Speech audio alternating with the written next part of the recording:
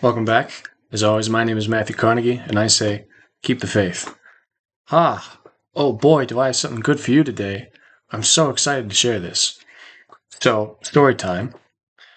I woke up this morning at something like 4:30 a.m. Now, this is very distressing for me. I love my sleep. I'm sure you do as well. Or maybe you don't. Maybe you're one of those freaks that, only sleeps like 4 hours a day and can function fine. God bless you. That ain't me. I love a solid 8, maybe even 9 hours. And I'm talking on the daily. That stuff renews me, that keeps me good, that keeps me straight. And so when I don't get that sleep, man, is it really upsetting. It really puts me into a state of anxiety, confusion, anger. The first thing, of course, is that I plan my days pretty structurally. I like to make sure I know what I'm doing and when. And so if I'm waking up at, 4 a.m. and, I got my alarm set for something like 7, well, all of a sudden I've got 3 hours that I don't know what to do with because I haven't structured them in. I've got a very particular set of things that I do. That's how I keep myself regulated. And if you have trouble regulating yourself, that's certainly what I'd recommend. So that's number one. Number two, it totally throws off my cognitive abilities. When I try to make decisions, I get stressed out more easily. If I'm leaving the house, I might forget stuff. Oh, yeah, that's right. I did. I forgot my yoga mat to go to hot yoga this morning. It was really upsetting. And so, what do I usually do when that happens? Well, I stew. I get really angry. I get really upset. I think, oh, woe is me. And I start to become petulant and peevish to use thesaurus. But I say most importantly, what it makes me do is it makes me feel like I'm cursed. Make me feel like life is unfair, like I've got powers that are conspiring against me to take away my security and my sense of safety, my confidence, and my inner competence, my ability to get stuff done. And so what was so cool and interesting about this morning is that I got so mad this morning that something inside me completely snapped. In a really good way. It's not like I broke in half or anything, but this old way of thinking or something broke inside of me, in which I just decided that I was going to stop worrying about the direction of my life. And this coincided with a YouTube video that I got to see this morning as well. It's by a YouTube channel called Brian Withers. That's the guy who runs it, Brian Withers. I can't recommend it enough. He's like empowerment coach, that sort of thing. But he basically explains, the true nature of reality, so that way we can get off this, merry-go-round of nonsense that we usually place ourselves on based on what other people have told us, and we can get on the actual path to what it is that we like, the things that we desire in life. And so it got into my head that part of the reason why I got upset, and chronically what I would keep getting upset, is specifically because I was still under the assumption that I had to be the one that was accomplishing things in order to get what I wanted. I had to be able to remember things. I had to be able to be articulate. I had to be able to be stress-free. All these characteristics that allow someone to, be successful, to accomplish things, to, not break when the going gets rough. Because, when I get a good night's rest, it feels real easy to keep going. But when I don't, oh my gosh, do I just want to throw in the towel? I kind of want to throw in the towel right now. I'm still really, it's get to me, the lack of sleep. And so I just stopped assuming that all that stuff was in my control. And so then I serendipitously watched a YouTube video, and he confirmed everything that I was already naturally thinking in my life, and then gave me the antidote. Because, one of the things that I certainly do, that I'm sure that you can relate to, is this pendulum swing between I'm going to make my life wonderful and great by my efforts and the things that I do.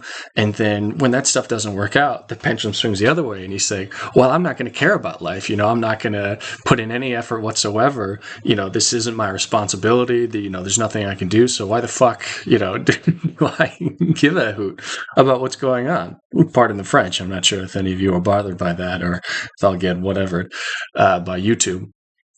But what I found out is that I do have work that I can do that's a middle path between those two extremes. There's so much in this world that I can't control. My perceptual, my ability to predict the future, my ability to, make outcomes happen, completely out of it. So if I'm going to stop putting my energy into that, what do I put my energy into? I put my energy into feeling joy. I hope that didn't take too long to get to. A bit of an explanation. I thought it'd be a good setup. But my energy is into joy. My work is in feeling joy. My daily practice is in feeling joy. If I can feel joy, that's the only responsibility that I have.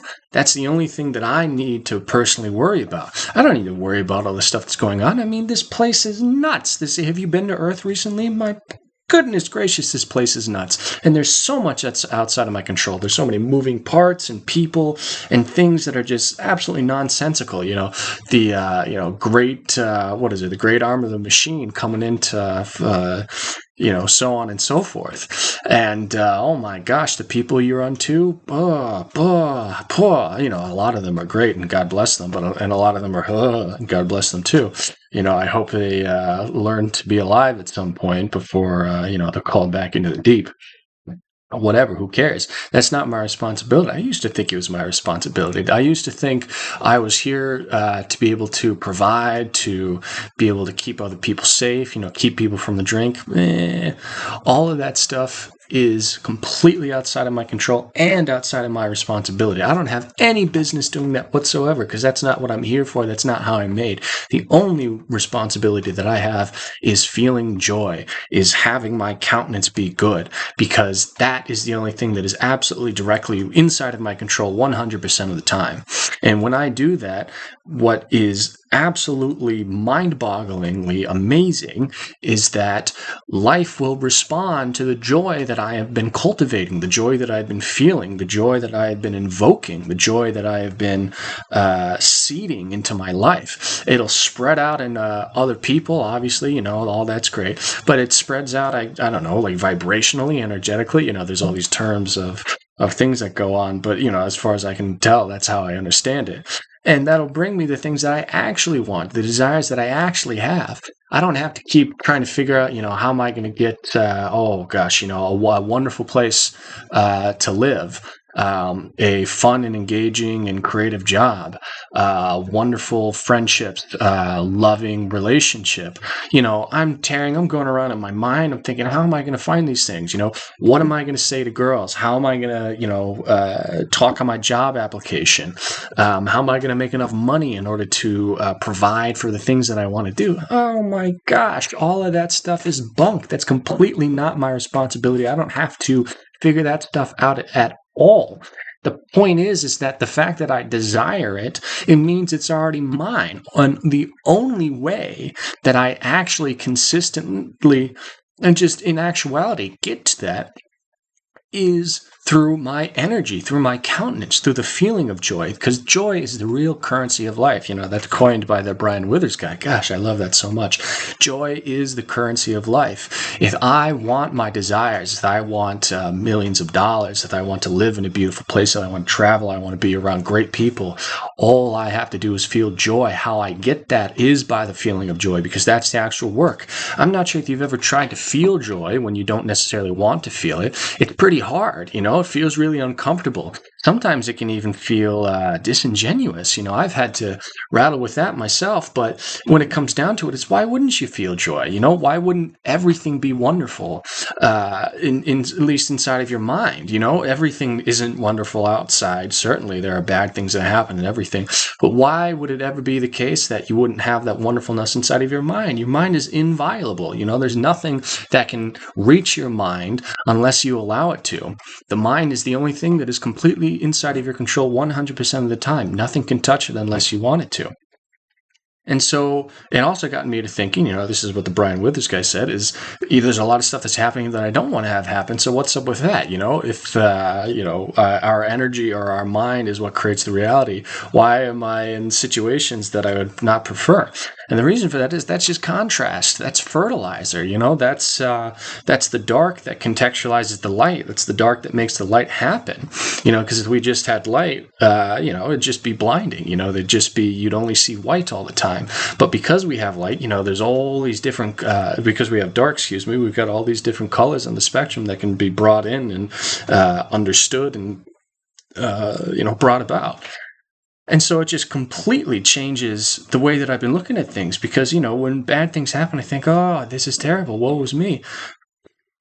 Who cares? That's not my responsibility. That's not even my business to care about that. The only thing that's inside of my responsibility, the only thing that's in my care is the joy that I feel in understanding what's happening. Because when something bad happens, I see that this is the fertilizer that's going to serve the desire to my life. Because I got this idea that if bad things are happening to me, I must be doing something wrong. That's not it at all. I don't have any business in what is happening to me. The only business that I have is what's happening inside of my mind. So I feel like I've rambled enough on. I hope this has been helpful. I really do. I'll probably make more videos on this subject because, gosh, it's just so nice to be in this state of affairs, because I can just let go of everything that's going on in the world and realize that the only work that I have, the only responsibility that I have is the feeling joy in my mind. And then if I do that, then that's going to bring about the currency that's actually going to bring about the desires that I want to have in my life. And I can just ignore everything else. I can just treat all the other negativity as the contrast, as the fertilizer, what I say. He says contrast, I say he might say fertilizer too. I don't know. I haven't watched terrible much of him. He's a great guy. You only need a couple videos really to really get it. But it's the fertilizer that's making everything grow. And so if I can just keep on feeling joy throughout that, I've done my work, and I am also, like energetically, contractually, it's bringing about the desires that I want. It's just so great. And so I just wanted to make a quick video to let you all know about that. Hopefully this resonates. Hopefully I've articulated it well enough. Feel joy in the pain. Feel joy in your in wonderful things happening. Feel joy all the time. Let the joy direct your decision making and your actions, and let the joy be what invites in all of these wonderful things in your life, because you deserve to have them. You're not here for misery and bloodshed and pain and hard work. All that's nonsense. It's just about being the energetic self that is going to bring about these things that you want. That's what I'm seeing, at least. Who knows if this will stay up. It seems like a pretty exhausting, charge to do, but I completely believe that it's possible, and I'm going to show everyone that it's possible. Who knows, but I intend to show everyone that's possible by continuing to feel joy all the time, and then having my life drastically change, so that way I can let everyone know how wonderful this practice is and what it's done for me and what it can do for you. So yes, have a blessed day, keep the faith and feel the joy. Ayo.